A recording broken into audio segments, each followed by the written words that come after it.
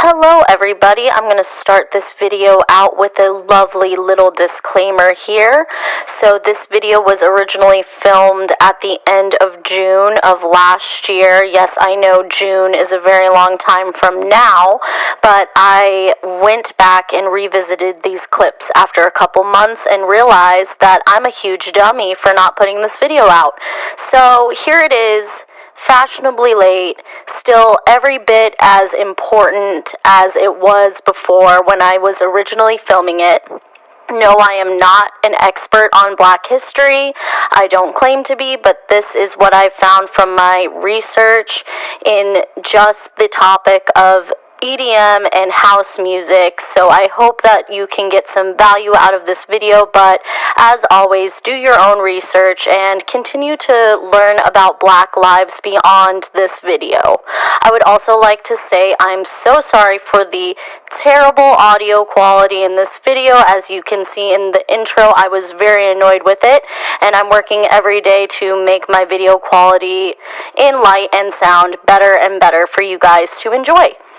So without further ado, my video. Glad to be back. So basically what I'm saying...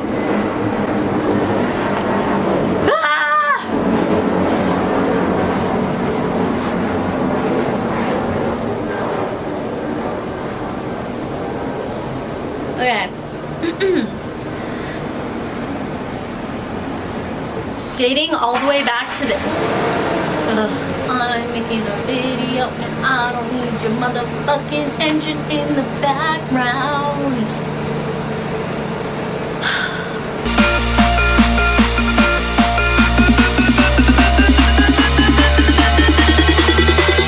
I remember you.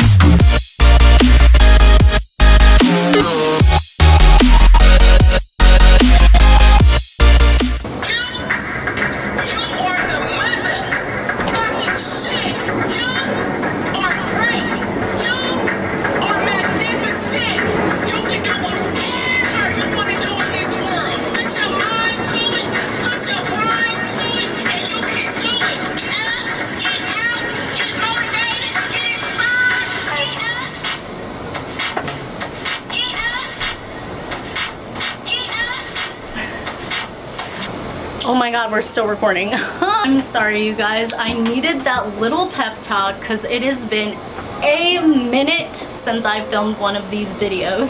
Yes, I finally pulled myself out of the void that was my depression and anxiety due to situations uncontrollable to bring you guys this video.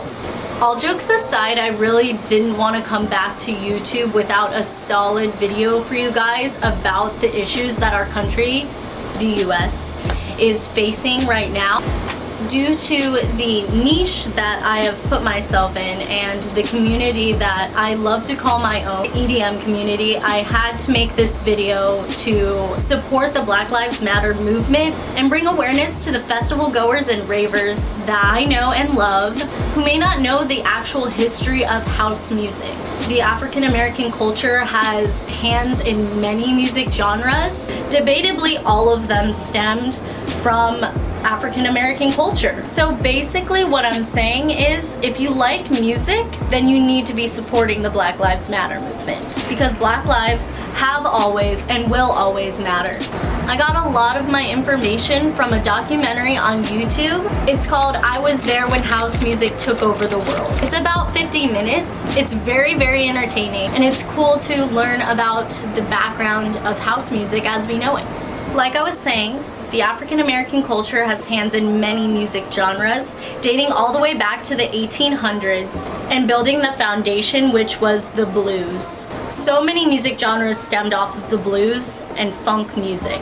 You had the blues, jazz, rock and roll, funk music, and then eventually disco and house.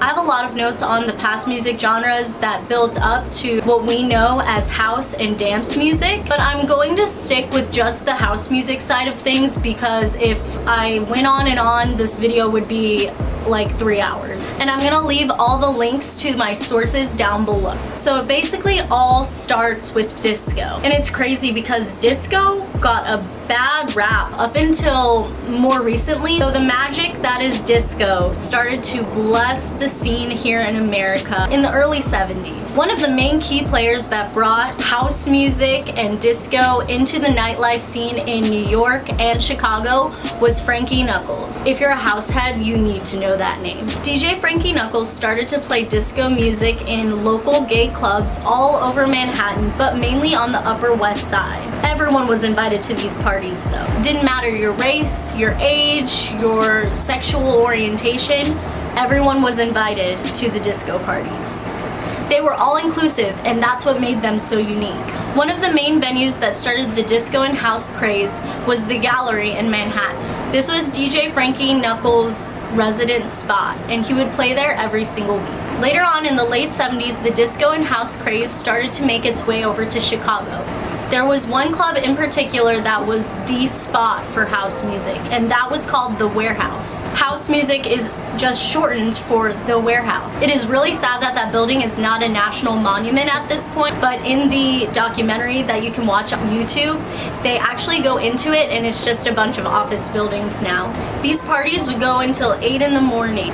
During this time of the mid and late 70s, disco started to really make a name for itself. It started appearing on the radio. Larger influences in pop music like Madonna and Michael Jackson were starting to take inspiration from disco music, and almost every radio station started to convert to disco themes. Local radio stations like rock and roll and pop music were changing over to disco radio station.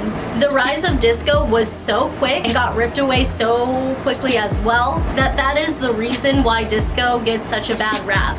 There was one historic moment that actually paved the way for the death of disco, and this date was called Disco Demolition Night. It'll be known for more than just that though. Disco Demolition Night will go down in history as one of the biggest recorded racial hate crimes in America. In 1979, a DJ by DJ Steve Dahl instigated one of the biggest riots in unrecorded American history. Steve was bitter by the fact that his radio station was converting from rock and roll to disco and decided to leave him in the process. So Steve went along and got another job at a different radio station and continuously talked shit about disco and house music. At his new radio station, The Loop, all he would do was talk down about disco. He started this promotion through the White Sox for people to attend the game and bring a disco record. They would get in for free to the game in the event that they give up their disco record for Steve to put into a large garbage can and burn in front of everybody. This was supposed to be some kind of cool publicity stunt for the rock and roll community, but it turned out to be way worse than that. A young guy by the name Vince Lawrence actually worked at the baseball stadium at the time. He was a young African-American man just trying to get a part-time job somewhere, and he was instructed to collect the records to let people into the game. He started to notice a trend with the people who were bringing in records. It turned out to not just be disco records that these people were bringing in. They were bringing in music from all different types of genres. And the only correlating fact was that all the records were produced by black artists. People brought in funk records, hip hop, even rock and roll. So he went to Steve and asked him, you know, is this okay? Should I be taking the records that aren't actually disco? And Steve just blew him off and basically said, it doesn't matter, just take whatever they bring in. Steve, still to this day, claims that it was never a racial thing at all. Once the records started to burn, the crowd got out of hand. About 50,000 people rushed the field that night, insinuating a riot. The crazy thing is that it ended disco almost immediately. All radio stations switched over back to their regular programming. Everyone stopped producing disco, and you didn't hear it on the radios anymore. The Grammys even canceled their Best Disco category that year after only having it for 1 year before that. You would think this would be very heartbreaking for the community and people would start to give up on the genre altogether, But you'd be wrong. Turns out the community just went farther underground and the music got better. Thanks to Frankie Knuckles, who will be forever known as the grandfather of house music. We have the genre that we all love so much today. Frankie Knuckles, along with Ron Hardy, Jamie Principle, and other key players, all started to produce their own records with the style of music that Frankie had brought to light in the clubs in Chicago and New York. In the 1980s, Frankie released the track Your Love, and it's a banger if you go back and listen to it. Vince Lawrence and Jesse Saunders, yes, that Vince Lawrence, the same one who worked at the baseball stadium that night of the disco Demolition, released a song called On and On in the 1980s as well. These records started to get passed around like crazy. Eventually, a man named Larry Sherman founded Trax Records, which was initially the first house music record company. They started to hand press their records and distribute them to the public. These records were iconic.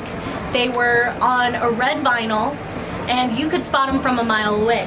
These Trax records got so much traction that they actually ended up over in the UK. Around 1988, London had their first Summer of Love, as they call it, with house music. Frankie and others started to get contacted by people over in London who were very interested in this music genre style. London and the UK actually commercialized house music long before the US even got around to it. And now, over 20 years later, we get to enjoy house music like we do today with amazing artists like Carl Cox and Green Velvet. None of this would have happened without the foundations of disco and house music in the early days. And it all stemmed from African Americans, so thank you.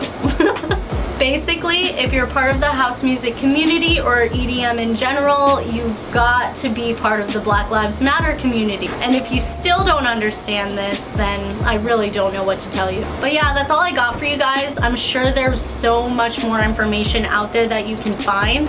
But if this is a topic that interests you, I highly recommend you to watch that documentary that I mentioned earlier. I'll link it down below for you. It's a really good one and I enjoyed watching it. And check out some of these amazing black EDM artists that I'll list right here on the screen for you, of all genres, because thanks to the roots of house music, we have things like dubstep, trance, house, and all of the subgenres in between. I hope you guys enjoyed this video and you learned a little something something. I'd love to do more informative videos like this, the history of whatever genre you want me to do next. I think that would be a lot of fun and I really enjoy learning about this community and its roots. Leave me a comment and let me know what you thought, and definitely go support some causes if you have the funds to do so. Sign petitions, do whatever you can. Thank you guys for watching. I will see you very soon, hopefully on the dance floor and in my next video. Bye guys.